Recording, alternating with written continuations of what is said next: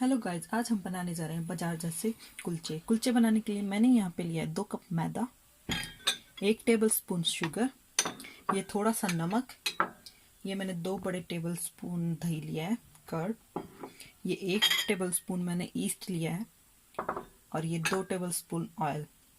यहाँ पे मैंने नॉर्मल वाटर लिया है, इसमें ईस्ट को डाल के और यहाँ पे ये शुगर डाल के अच्छे से मिक्स कर लेंगे इसे और 10 मिनट के लिए इसे रेस्ट होने के लिए छोड़ देंगे। अब हम आटे में ये जो नमक है ये डाल देंगे, इसे अच्छे से मिक्स कर लेंगे आटे के अंदर। अब जो ये दही ले रखी है हमने ये इसमें डाल लेंगे, इसको भी अच्छे से मिक्स कर लेंगे।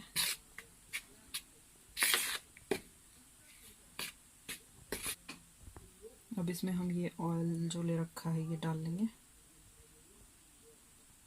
इसको भी अच्छे से मिक्स कर लेंगे। अब ये ईस्ट का जो पानी था ये डाल लेंगे इसमें हम और अच्छे से मिक्स कर लेंगे स्पून से।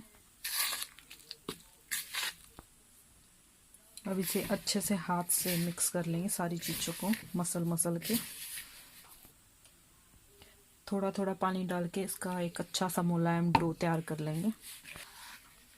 सारा पानी एक बार में नहीं डालेंगे, बिल्कुल थोड़ा थोड़ा पानी करके डालना है और इसका एक मुलायम डो तैयार करेंगे।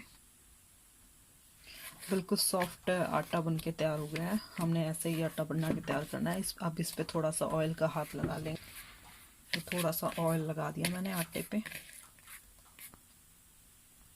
अगर आपके पास ऐसा कोई ढक्कन है तो इसे आटे को 2 घंटे के लिए कम से कम ढक के छोड़ देंगे ताकि ये फूल के ऊपर आएगा, फर्मेंट होगा।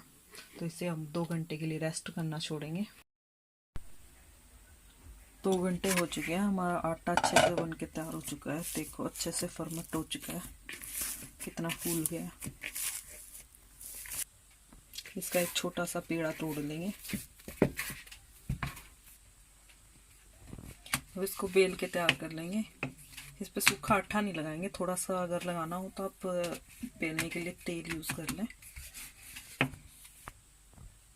एकदम गोल बन के तैयार हो गया। इस पे हल्का सा हाथ से पानी लगा लेंगे और थोड़ा सा धनिया पत्ता चिपका लेंगे इस पे।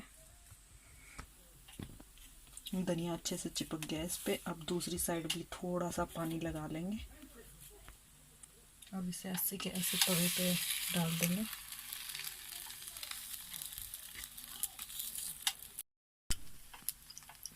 थोड़ा सा चारों तरफ से पानी डाल लेंगे